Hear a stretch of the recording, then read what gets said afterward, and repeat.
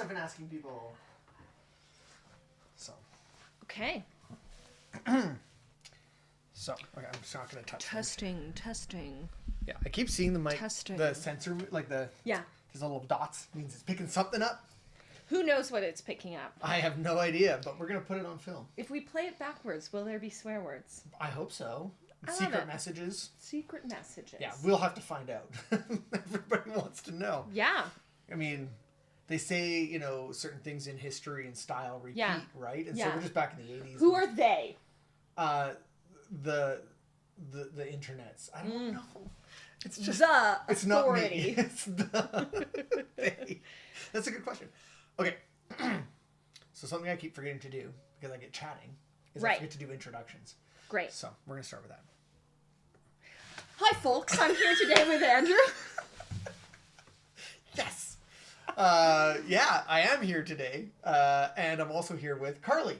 Carlee is a youth pastor in Kelowna, and we got to hang out a bunch last summer. I helped with your garden, which was cool. Yeah. Actually, I did very little. I made my teenagers help with your garden, and I did very, very little. I watched and leaned on a shovel. And I did even less. It was wonderful. So, I like to start off by just getting some context. Like, tell us about how long you've been in youth ministry, sort of what got you into youth ministry, you know, a little bit of your story of how you got here, and whatever you're willing to share. Yeah. Yeah. So I was actually a volunteer with Young Life in South Edmonton from 2003 basically onward. I did a very short stint on summer staff 1 year.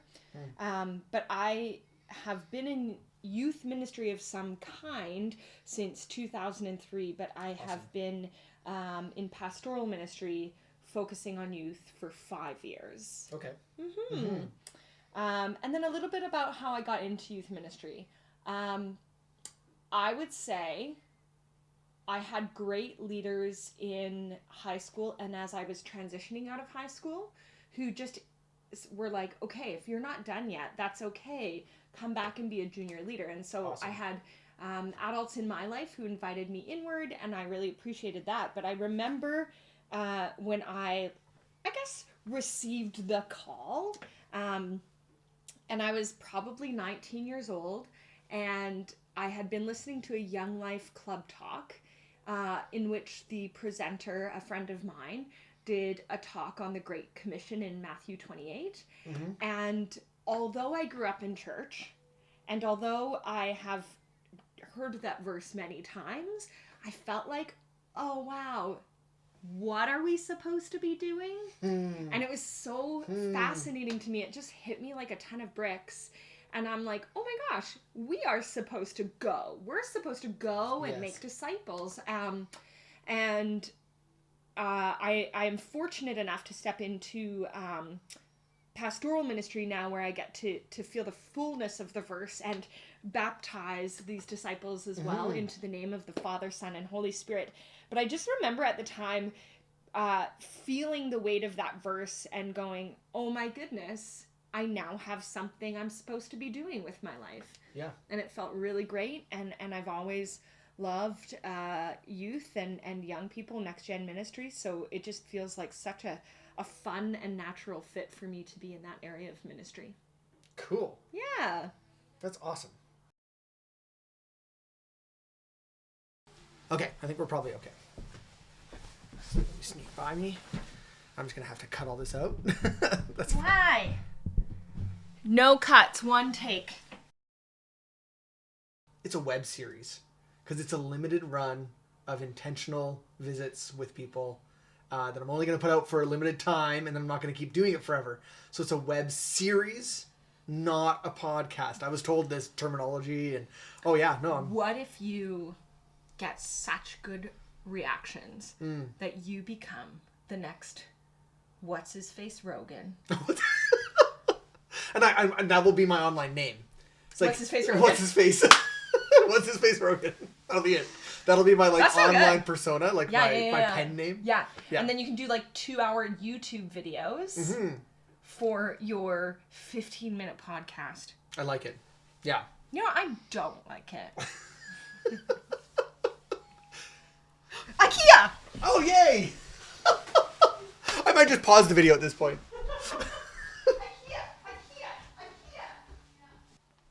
Okay.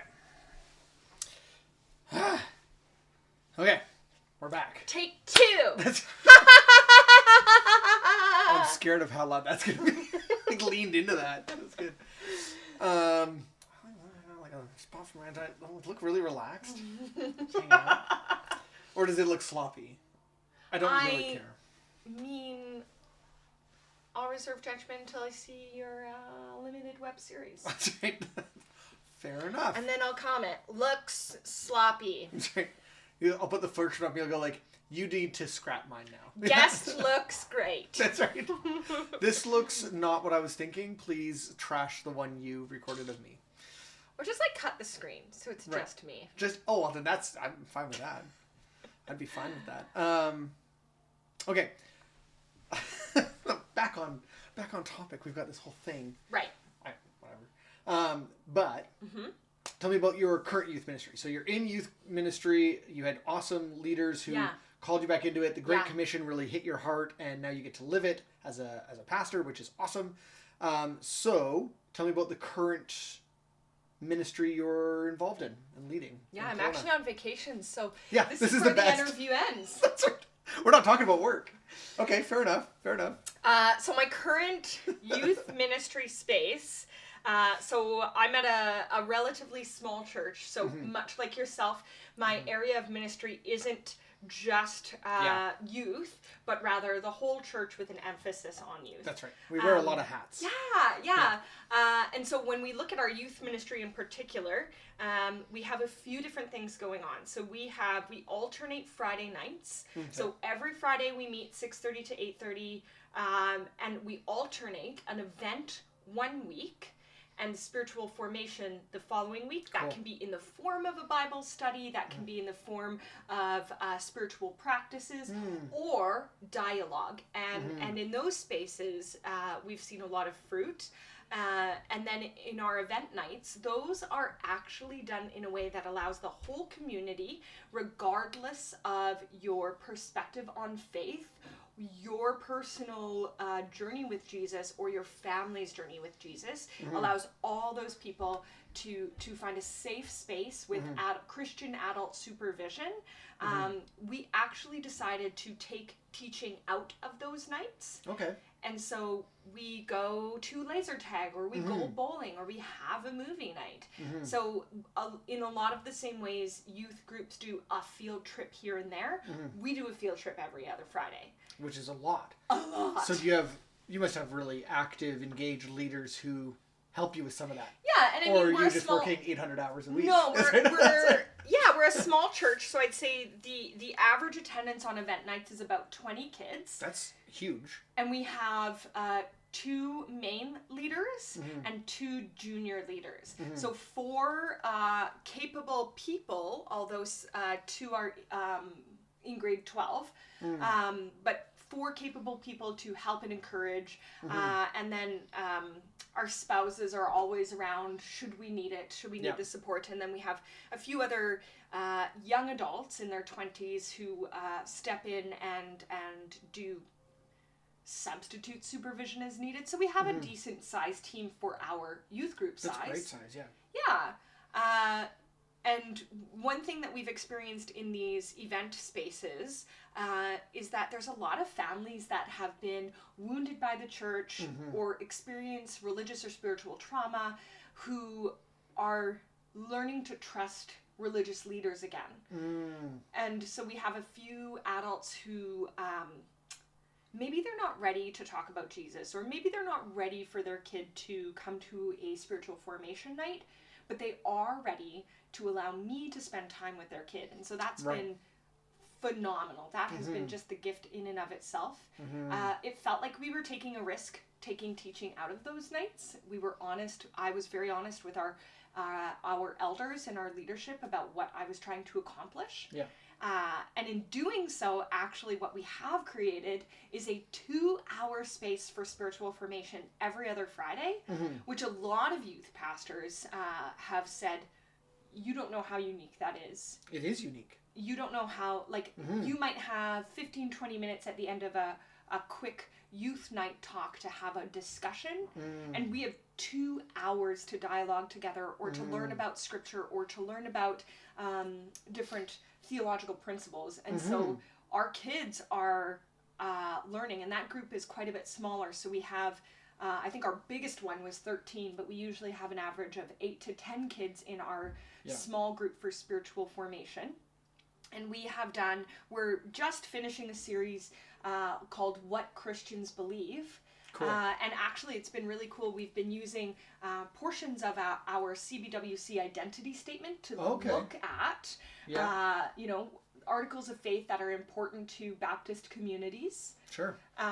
We did the Trinity. That was nice. So much fun. And our kids they're junior high. They're young. And so one of the best things coming out of the Trinity series is, what have you learned? I've learned it's okay to not understand this. Yeah. That's good. Yeah. And so that's been such a joy to have 2 hours of not needing to break it up with games. Don't get me wrong, love a good game. Yeah. But not needing to break it up, but rather engage in conversation. Yeah. We did about 4 months of training on how to be in conversation before we got into any structured studies. Cool. So the questions would be, tell me about your Taylor Swift song and why. And then 2 questions later, tell me about the last time you think you felt the Holy Spirit in your life. And so it was really interesting to watch them get so excited to answer a question about Taylor Swift. Right, yeah. And then because they had already been building this momentum, they don't stop and go, ooh, that's too religious for me. They keep plowing into the questions. And so that's been really cool to watch too. Yeah, and how you respond to them answering a question about T Swift will teach them that, I'm safe to answer and share my opinion, and I don't get rejected or put down. Yeah. So now when we get to something spiritual, I can share my opinion, and I know Carlee's not going to reject me or put me down. Totally. And that's huge. Yeah. Right? Because now I'm safe to throw an idea out there. Totally. And I might not even be 100% attached to it. Yes. But I can put it out there, and Carlee's not going to attack me. Totally. She's going to love me anyways, and then maybe we can talk about that idea. Yeah. That's great. Yeah. What a great space to create for your students. Oh, one of my favorite rules that we have in our Spiritual Formation Fridays is when we get to our conversation portion, you are allowed 1 pass per night. Okay. And you can save them up to a total of 3 passes. Okay. So you cannot exceed... So you've made a game out of the discussion a little bit, right? For those of our game-minded people. I have never had a student use a pass. Oh, really? Never. Just on principle, I would save up some passes. They've all saved... They're all at 3.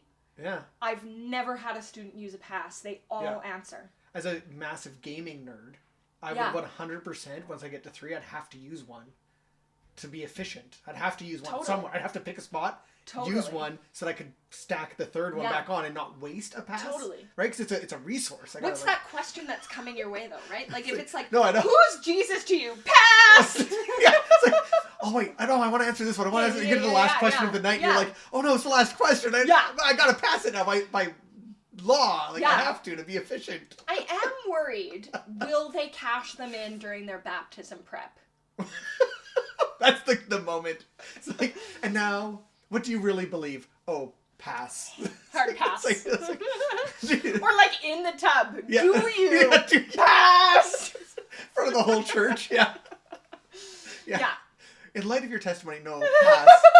Pass. No testimonies here. Yeah, we'll see what happens. That's right. I'll report back if it was a bad idea. I actually love the idea. And I like that you offer it so it's there freely. Yeah. But there's also a limit to it. So you can't just pass every question. Nope. So something that I think is really important, I was talking to another youth pastor about this, and I don't know what order these videos will come out, so I'm just going to say I was talking to another youth pastor about this, and one of the things we talked about was in those open discussion times, sometimes a few kids will dominate the conversation, and you have to ask those more quiet youth who they're thinking, they're processing, but they're not speaking. So you have to kind of prompt them, hey, what do you think? You've been quiet for a while. Now, what are your thoughts? And I love that the pass concept also implies an expectation that everyone participates in the conversation, right? You got one pass, but unless you're using it, I'm expecting you to jump in. I'm expecting you to take a turn to say something. I'm going to come around and you're going to get asked, hey, what do you think on this? Yeah. I love that. Yeah. That's cool. Yeah, and it's an interesting space. We have, because of the way we've set up our Fridays to be a community-minded event and then spiritual formation, we have, in our small group, we have 3 or 4 out of roughly 10 non-Christians in that space as well, answering the questions as well. Yeah. Yeah. And that's a good thing. Yeah. That's fantastic. Yeah. Yeah, that's neat. And I love your emphasis as well on building back trust. We're in a largely secularizing culture. And I think sometimes in the church, we want to grab onto the history and say, well, we have been a Christian culture. Yeah. I don't know if we ever really were, but we want to hang on to that. And we almost are in denial about the need to build trust into a secularized world around us. Yeah. So that's huge. Yeah. Disgusting. Dramatic. Disgusting full. A little tickle in the back of my throat all of a sudden. Okay. So that's awesome. I actually really love that model of rotating between events, and it'd be a ton of work to plan an event every second week, but you'd have the time in there. Yeah. You have 2 weeks to prep the next one, so that's time. I really like that. And then every other week you're doing intentional, and everyone knows they're coming. Okay, I'm coming this week. We're not going to be doing a big crazy activity because this week is the spiritual formation week. Yeah. Right? I like that. That's really neat. And really unique. It is really unique. So when you've been told, oh, that's unique that you'd have 2 hours, it is unique. Yeah. I think my youth group is weird because we do activity for about 20 minutes of our 2.5 hour program, 20 to 30 minutes. And so it's about 2 hours as well that we do music and a message and small group discussion times and all of that. Prayer time, testimony time. So there's like all of that's worked into that 2 hours. And I thought that was super unique. But I love the idea of like, it's a whole night every week, every second week, a night is dedicated to this conversation. And that's just another way of doing it that I think works really well. Mm-hmm. Right. And another example of, we can't just cookie cutter what one person does and put it somewhere else. This is working here, right? Totally. And what I'm doing is working where I am, but it doesn't mean it's the only way. And so it's super cool. Yeah. And I recognize that what we're doing for some churches might not work for other. And there's one of the things that I do on our Fridays. So I am almost done my training to be a certified spiritual director. Okay. And so what I am doing is taking spiritual direction practices, so like a lot of different contemplative prayer practices. Yes. And we start our Fridays with a contemplative prayer practice. Mm-hmm. So our kids, as young as 11 in grade 6, are doing things like the prayer of examen or Lectio Divina. Nice. And they're doing this like creative imagining on what prayer can be. And so that has been, I wouldn't be able to do that if I had a room full of 30 kids. I know I wouldn't. Yeah, there's an advantage to the smaller size youth group, right? I've had that conversation with a lot of people, and they almost always start almost ashamed that they have a smaller group. The average Canadian, so national average on youth ministry is like 10 to 15 kids. That's the average. So if you're at that size, you're not small, you're average. Yeah. Right? And the average attendance of that 10 to 15 is perfect in so many ways. Like, it opens up so much opportunity for the personal, for the spiritual development and leadership. It is a good space to be in, and I don't think anyone should ever feel bad about a small group that's that size. That's a wonderful size of youth group. When I started out in my youth group, or not in my current youth group, sorry, when I started out in youth ministry, I was involved in a small church outside of Maple Ridge, and it had like 8 kids, and it was super fun. I know every one of their names. We've got hysterical stories from times with them, and I get the joy of watching them all kind of grow up now. They're all, in their 20s now and doing well, and it's like, that's so cool, and I know them, right? And I didn't stay there long enough to have years and years of ministry there, but it was just such a neat experience to have that small group and everything else. There's nothing wrong with that. So. Yeah, it's a joy. Like if God is preparing us for growth, like, I don't want to say don't make it too big, but like, I mean, don't make it too big. Yeah, because you still want to be able to really engage in that spiritual development and direction with students. And it's so hard to do. This was something Chris Newdorf was talking about with me, where he said, like, he's had a larger group over 30, and he's had a smaller group. Right now he's in a smaller kind of rebuilding group around 10 to 15. And he said he prefers the 10 to 15, not that he's against having 30, but when he had 30, he manages a program. And when he has 10 to 15, he's personally engaging with you. You get to be a pastor. You get to be with the youth. And I totally agree with that. Yes, I love my youth group. I love you guys. I love my youth group. I love you guys too. You did my garden. That's right. But it is hard for me to be present with every youth because I've got so many. So I have a team of volunteer leaders. They're present with all the youth. Yeah. And more of my work now is hanging out with my leaders. Totally. And making sure they're equipped and they're healthy and they're doing well so that they can care about the kids more. Yeah. Because I can't be with every kid because I'm managing a program at this point, right? Like, and there's a loss to that. There is. Not that I don't like it. You don't have to stop coming just because I say I want a smaller group. Just half of you have. Just half of you have to go somewhere else.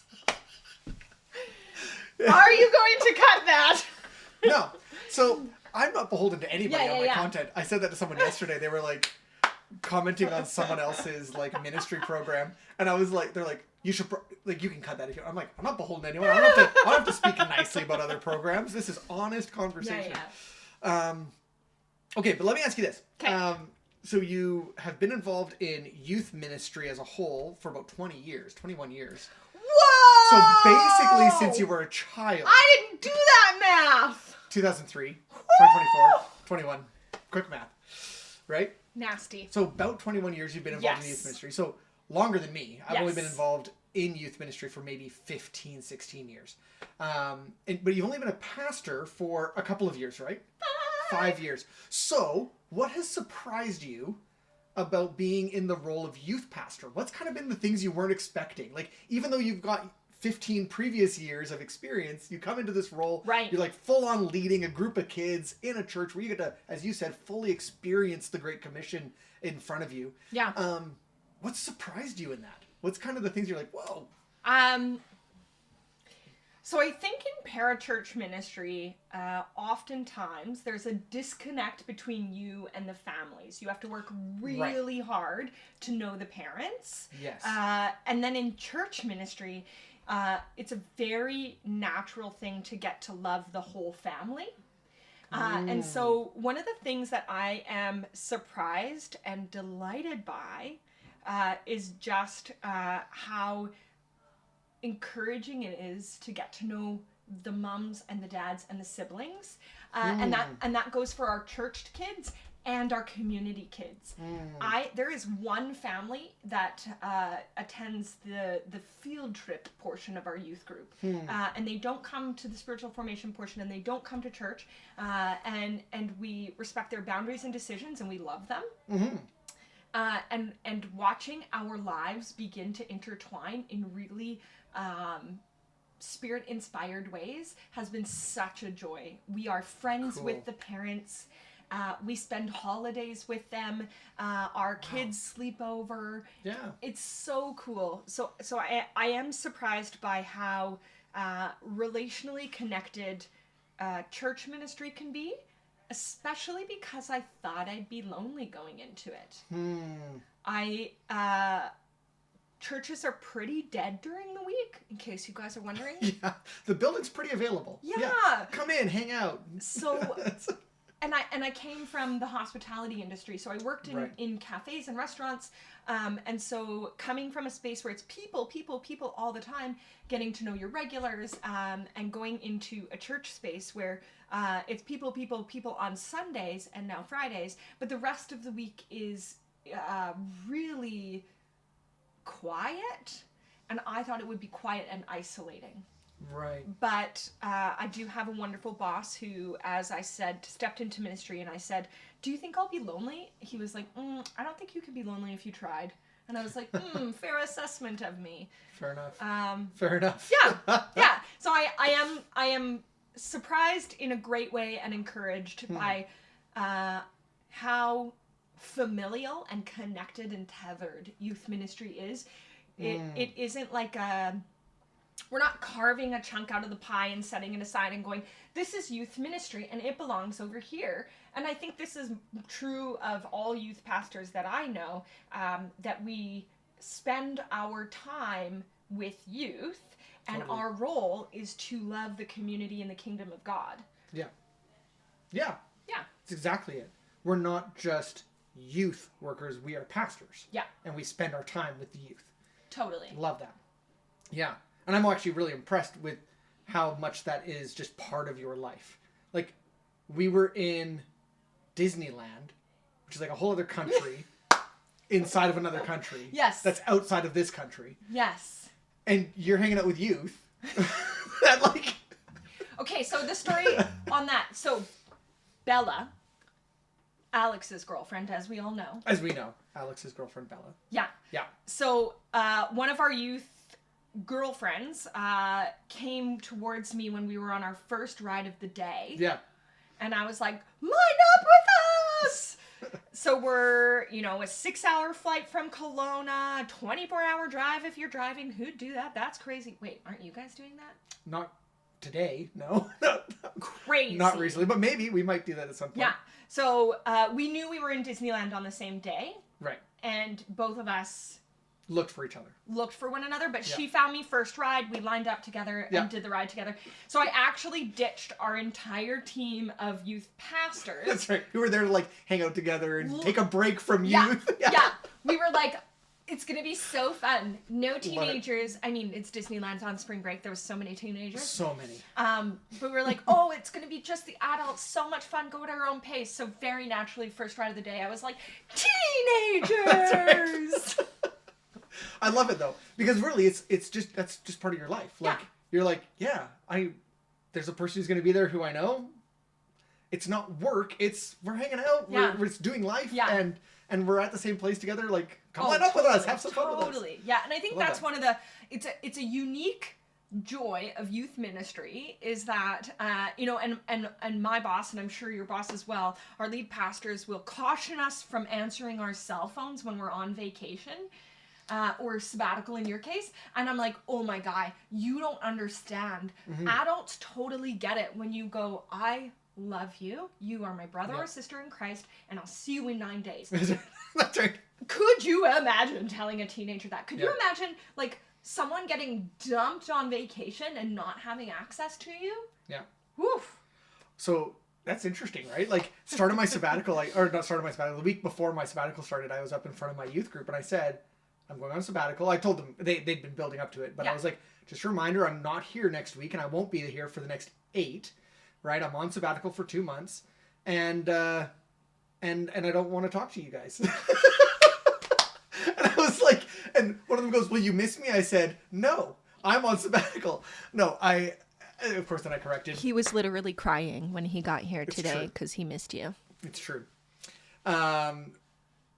I love my youth. I really do. And I showed up in the church a week ago, before heading out on a road trip, just to grab a couple of books and things from my office that I knew I needed because I was stopping to teach. Goodnight Moon. Yeah. The Twilight series. You're right. Yep. And just a picture of my youth group so I could remember them forever. And then, but as I'm going through, a bunch of the youth were showing up for something, and I wasn't expecting them to be showing up there middle of the day, but they were there because it was spring break. And they had a meeting of some kind going on. And so one of them sees me and goes, oh! And I went, hey. And they're like, have you missed me? And I was like, what's your name? Oh, yeah. So I made sure Sophie felt really cared for and loved in that moment. But Sophie, I do know your name. I'm sorry. Oh, what's her Anyways, name? good old what's her name, hanging out in my youth group. So what do you think, so aside from needing, like goldfish, needing to see us constantly, what do you think are some of the challenges facing teenagers today? Like some of the things is you're engaging in lives of youth and parents, and I was going to go down that avenue of like, how do you get in touch with parents? Maybe we will I think still. you would just text them. Yeah. Yeah. They have cell phones too. They're all our age. Yeah. That's At the least weird here. part. Yeah. Oh, yeah. How weird is it? Can you not do that to me? Parents, like, we're the youth pastors. We're Yeah. young. We're cool. We're We're the like cool. barely out of our 20s. I'm True. 38. And the parents are the same age range as us. And Yeah. that's weird. Yeah, that is actually a wild thought. Like, I'm just... Because I am a child. Yeah. Yeah. Yeah, no. I live in every way like a 15-year-old. Yeah.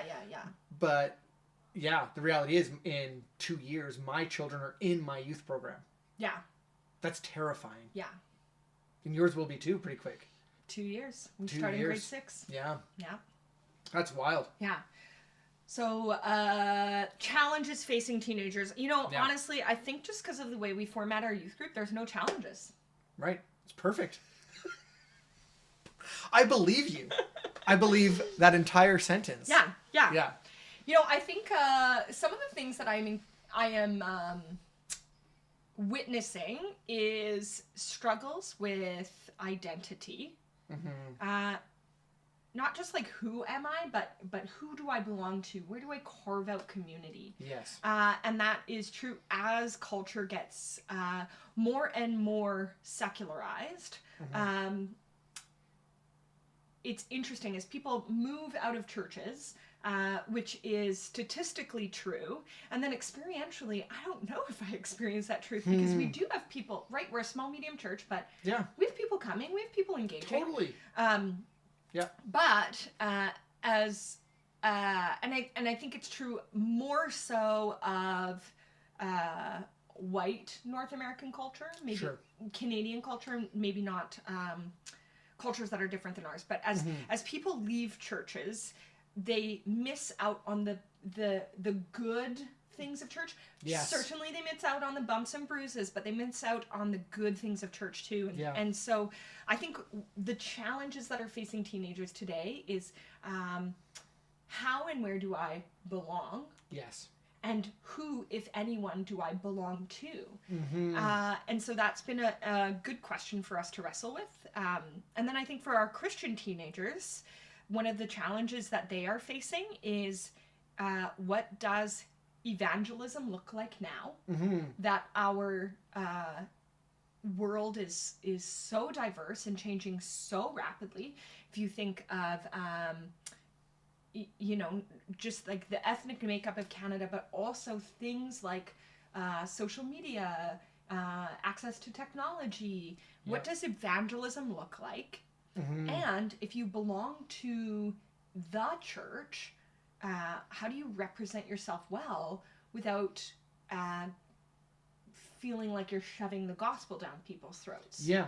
We don't want to revert back to that turn or burn kind of Christianity. I don't think that's a good thing, where we go back to, you know, be a Christian or you're going to go to hell forever. Yeah. And shoving it down people's throats. That's Totally. what we mean by that. I think we need to define that phrasing sometimes. Because it's like, it's not shoving it down people's throats to be like, no, that's what I believe. I believe in God and he's a good, you know, creator and I follow Jesus in the way that he led me to live. That's not shoving it down people's throat when you share your faith. But when we go, and you need this, and if you don't convert now, you're going to burn forever. Yeah. Which theologically maybe is defensible, but the delivery, how we talk about that, It ain't. it's got to be. Yeah.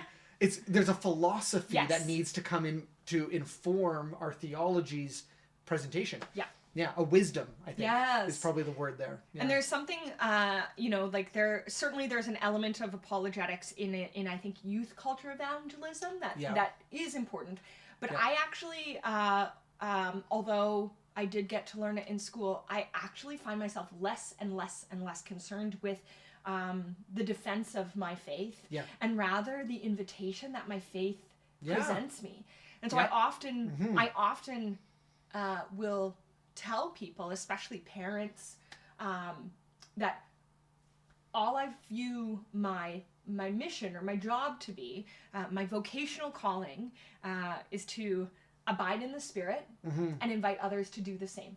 Yeah. Right? And if that's if that is what God has set me forth to do, to just continually invite others inward to experience his truth, his reality, his love, his grace, his resurrection, his forgiveness, then all of a sudden the job doesn't become proclaim that it's turn or burn.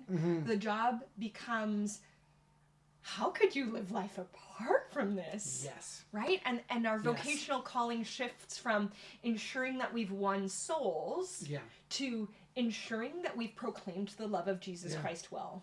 Yeah, and that we're living it and then proclaiming what we're living Totally. instead of just trying to get numbers to convert. Totally. And I think that's a big deal. And I think that's a big shift in our Christian culture that's happened and needs to continue. I think that's a really good place for us in youth ministry especially. Teenagers don't respond to corporal punishment style evangelism. You know, it's got to be, hey, there's a life worth living. Check this out. Yeah. And get to experience something amazing, right? Yeah. Like, yeah. One of my favorite, this is an aside, and I've been trying to talk less in these interviews, but interesting aside. One of my favorite scenes in VeggieTales is in Josh and the Big Wall, right? That's the Jericho VeggieTales movie. Yeah. And they're marching around the city. And the Peas ask Jimmy Gord or Jerry Gord, one of the two Gords, he says, "What are you doing?" Or, in their French accent. "What are you doing?" I don't know if I can do an accent. And he looks up, he says, "We're going to knock your wall down." "By marching around in circles?" "Yes." And then Jerry kind of looks down and he goes, "It's not like we're crazy or anything. Or God told us to do it this way." And so then they do it and it works, right? And the walls fall down. And I kind of think that's the way it's supposed to look a little bit for us today, right? We live this weird kind of life. That's one of my phrases I use in my speaking all the time. Yeah. We live this way of living, this way of Jesus, right? That we call Christianity. Yeah. And we live this way, and people look at it and are like, "Why are you living this way?" And it's like, well, it's not like I'm crazy or anything. This is how God told me to live. And it works because the walls came down, right? It's working, and it's like, oh, well, now I'm interested in that. And that's invitational, right? And that's something exciting that people can look at and go, okay, that's just not a bunch of laws and rules. That's not a bunch of, fear mongering. That's something exciting that gives life and purpose. Yeah. And then I get to live and experience the Great Commission, which gives my life purpose. Totally. That's cool. It is cool. I like it. I will say, every time we do like a big team sport, because our last name is Turner, I ask if our team name could be Turner Burn. And I'm usually declined.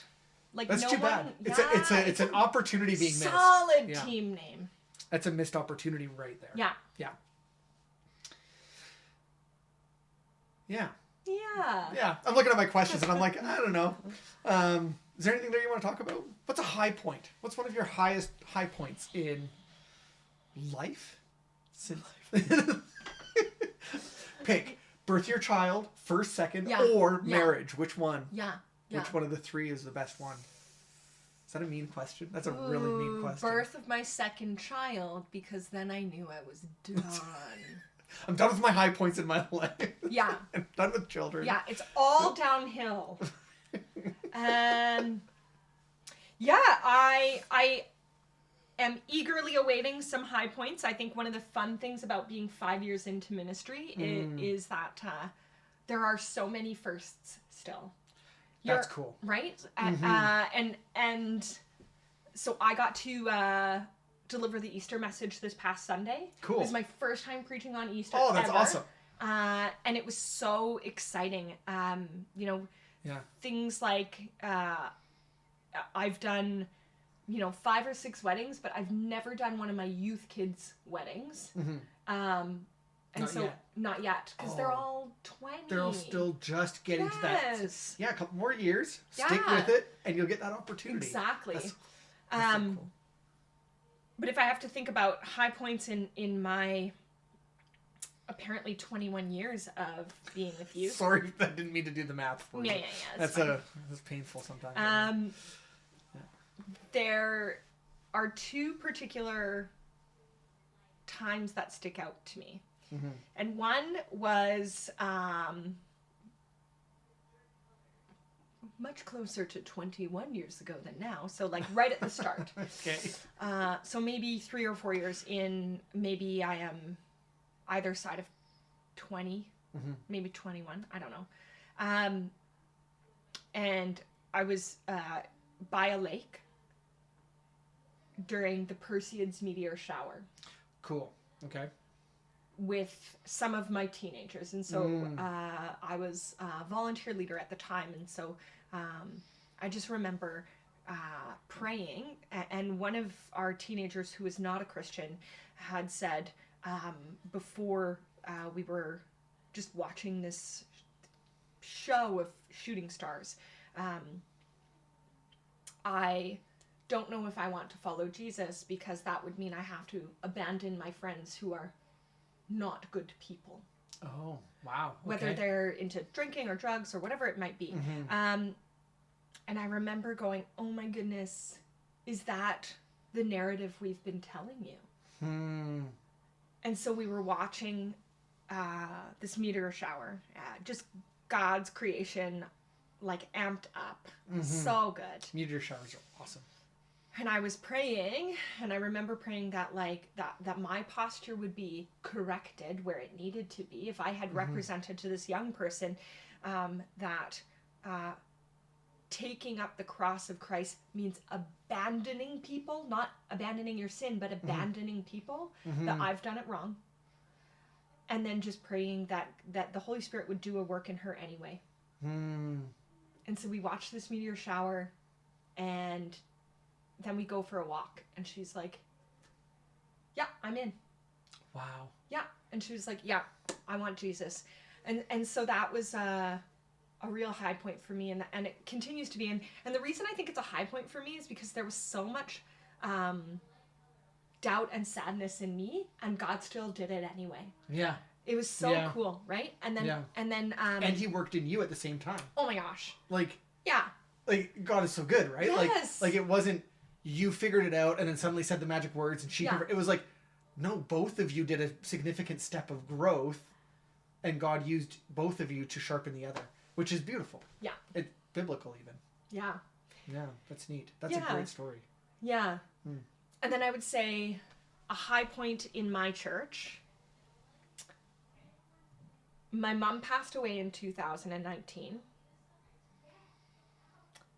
And my church was so incredible. And I remember some of the first few text messages I got when the information was given to our community was some of our teenagers who said, hey, we heard about your mom and we are sorry. We love you. We are praying for you. Cool. From like 16-year-old boys. Wow. Yeah. That's fantastic. And the like the parenting care coming from our seniors and our elders, you know, people. The night I found out, my living room was filled with people from our church. I am an extrovert, so even in my grief, I want to be with people. And, I get that. Yeah. So, and then the people there's a few women in particular in our church who have their cross to bear as being my adoptive mother. And so there's a few women in our church who have since loved me and cared for me in the absence of my mom, not trying to replace her. But just loved you and cared, giving you that maternal care that every person really needs. Absolutely. Yeah. And so it's kind of like birthed out of grief, but like, I don't think I'll ever have to stop riding that high, right? That high point is something like the realization. Maybe the high point was like God opening up my eyes to what he meant by church family, right? That bearing with one another's burdens. Absolutely. That forever, this will be my family. And it doesn't matter if God calls me out of that church. It doesn't matter, which obviously he won't. Ever. It doesn't matter if I'm vocationally called elsewhere or our family moves for whatever reason. That this community, in this season, has cemented themselves as people who, it ain't a one-way street. I'm not pouring out my love for teenagers to receive and that's it. It's very much a two-way street. That yes, I am their pastor, but I am their beloved daughter in the eyes of Jesus Christ, that I am their friend, that I am their mentor, that I am their spiritual leader, and I am their kid when I need to be. Wow. And so I think that realization and that joy birthed out of grief has been a real high point for me. It's amazing. Yeah. And you don't find that kind of community in very many places outside of the church. No, not at all. Yeah.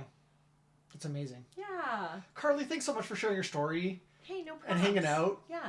And like, we're dangerous together. I think we can feed off each other very easily. Both quite extroverted. Yeah. But this has been fun. This has been a good conversation. And I think we'll wrap it up there. I have no real outro for this whole thing. It's so far just been like a... Cut! How about this? Okay. Thanks for watching, guys. That was What's His Name Rogan with... Wait, no, that would... You might get... Well, I mean, what can they do? Demonetize my This video has with been- 5 views? It's not monetized? Okay, this is what we're going to do. Okay. We're going to go like this. Oh, yeah. I don't and have then a we're spinny gonna- chair. That's okay. Okay, I just and got then a we're going to twist. point to the camera. Do you have a name for your webisodes? I'm thinking Discovering Youth Ministry, but I'm a little worried that it's DYM, and Yeah. that's a little close to DYM. DYM, which Yeah. is not discovering, that's discipling youth ministry. No, DYM has something, it has a different name. Yeah, Do It Youth Ministry. Doing youth ministry. Okay, this is what we're going to do. Okay. And you can like clip the audio and put it over top. We're going to point Alright. at the camera, and then you can go, this has been another webisode of, and then just pause there, and then... Kind of have a thing Yeah, that okay, goes in. ready? Okay. Okay, 1, 2, 3. This has been another episode of... Insert name here.